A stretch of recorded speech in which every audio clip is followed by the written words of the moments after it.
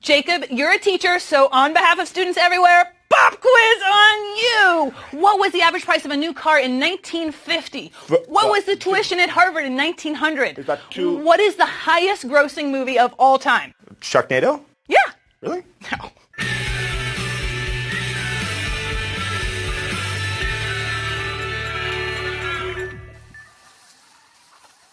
When it comes to inflation, most people think prices go up over time. Okay, I get it. Who cares? Well, you do. A lot. Let's say you got a 2% raise at your job. But while you're raking in your extra 2%, prices rise by 5%. Guess what? That means you didn't get a real raise. Sorry. After adjusting for inflation, you're actually losing 3% of your purchasing power. Well, let's take a look at Stan. Hello, Stan. Purchasing power tells him how much physical stuff like pizza, haircuts, and neutral milk hotel tickets he can actually consume. If prices go down, he can consume more stuff. His purchasing power has increased. Or if prices go up, he has to consume less. His purchasing power has decreased. A rise in prices is effectively the exact same thing as a cut in wages, and vice versa. The first thing we need to know is how economists measure inflation, or the overall price levels in a country. Using that measure, they can do things like adjust prices from the past into today's dollars and give us a reading on how fast prices are rising. Second, we're going to look at inflation and talk about what leads one country to have inflation while another has falling prices. Finally, we're going to look at bubbles, which happen when the price of just one good soars as a result of collective delusions and irrational exuberance. We all know that prices tend to go up over time. The average movie ticket in the U.S. today is $8. In 1939, when Gone with the Wind was released, it was 23 cents. So to compare box office sales between different years, we have to adjust for inflation.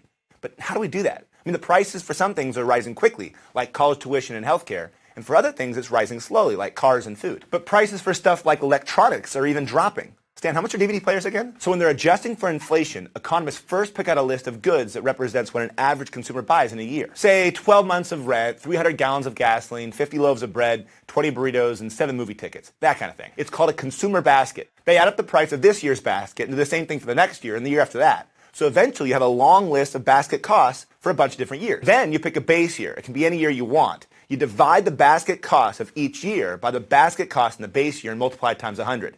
That gives you something called the Consumer Price Index. The CPI shows how prices have changed between different years, and it's by far the most commonly used measure of inflation. To determine the highest grossing movie of all time, we have to adjust for inflation. Gone with the Wind, Avatar, and Star Wars were all made in different years, with different ticket prices. The CPI allows us to adjust for inflation by leveling the playing field and putting all the earnings in the same base year prices. You'll hear economists using the words nominal and real a lot. Real means that a price from the past has been adjusted for inflation. Nominal means a price from the past that hasn't been adjusted for inflation. So the highest nominal box office receipts list is quite different. Avatar, Titanic, Avengers, Jurassic World, of course, most of these movies are more recent since ticket prices are higher today. But the point is that when economists make historical comparisons, they always use real values. It's worth noting that the CPI isn't perfect. Since we have to keep the market basket constant over time, a traditional CPI won't adjust for either new products or increases in product quality.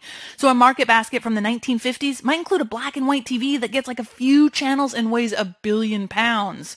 It's nothing like your 40-inch flat screen. Government economists use adjustment factors to simultaneously account for technological progress and keep two different years comparable.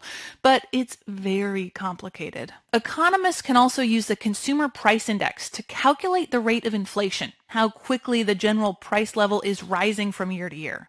Here's the rate of inflation in the U.S. over time. As you can see, prices grew slowly during the 50s and 60s, sped up during the 70s and 80s, and then went back to growing slowly. On the other hand, here's the rate of inflation in Japan. For the past 25 years, prices in Japan have actually been falling slightly. Economists call that deflation. And here's the rate of inflation in Venezuela. The past several years have seen prices rising very fast there. At the end of 2014, the inflation rate was nearly 70%. But what causes inflation? Well, let's go find out in the thought bubble. So let's assume we gave John 10 million US dollars. Is he rich? Well, not if he's stuck on a desert island. Being rich isn't about how much money you have. It's about how much purchasing power you have. So let's put John back in society so he can start buying stuff. If other people also have a lot of money, they're going to bid up the prices for goods and services. That last slice of pizza is $2, but Hank might offer $3. John might counteroffer $10. Actually, this might be a bad example since John and Hank would probably share the pizza, they're brothers. The point is, if people have a lot of money and they want to buy more stuff, they're going to bid up the prices for things, causing inflation. This is actually called demand pull inflation. In the language of economists, it's too much money chasing too few goods. Now, another cause of inflation is the decrease in availability of an important productive resource, like oil or something.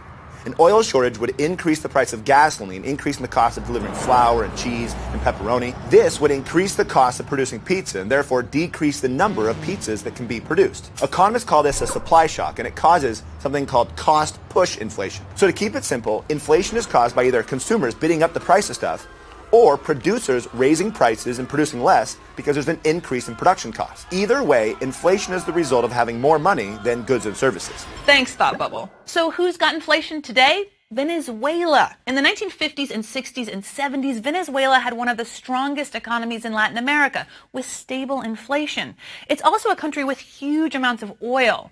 But this is case number 478 that natural resources don't equal economic bliss. Economic mismanagement and political instability have reduced oil exports from Venezuela. The government's tried to keep the economy growing by printing more money, but that's only resulted in soaring prices. It's a bad scene. But prices go up all the time without necessarily causing inflation. Let's look at the price of chocolate over the last few months and the price of housing 10 years ago. Lots of inflation, right? Well, no. Well, in the case of chocolate, we have a straightforward supply and demand story.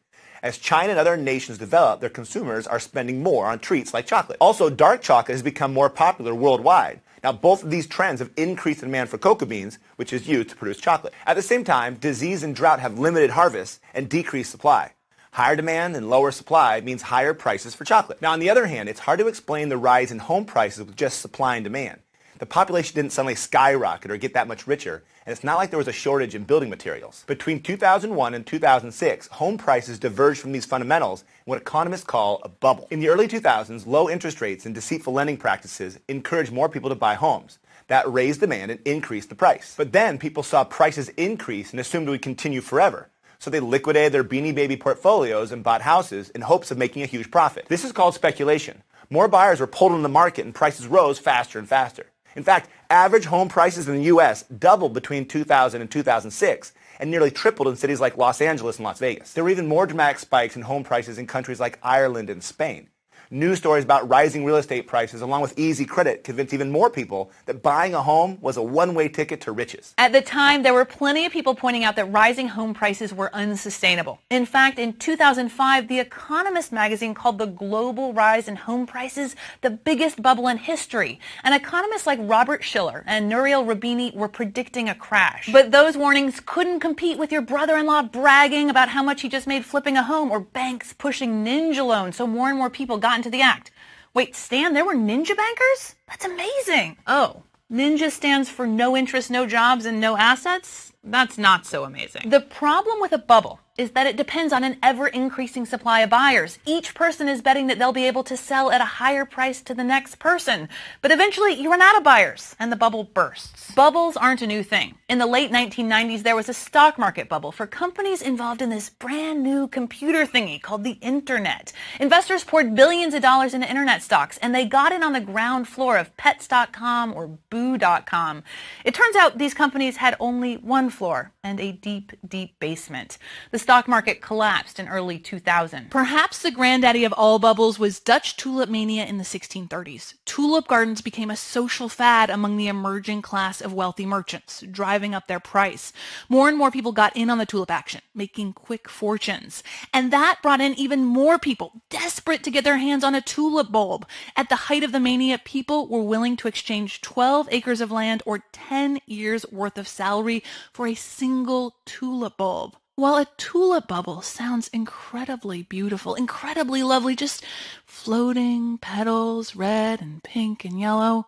Sorry, what am I talking about? The bubble burst, and tulip bulbs are now less than $1. Understanding inflation is not just academic. This affects you. Someday you might have to ask your boss for a raise.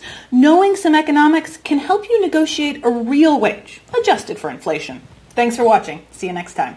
Thanks for watching Crash Course Economics. It was made with the help of all these nice people and the greatest bubble of all, thanks Thought Bubble.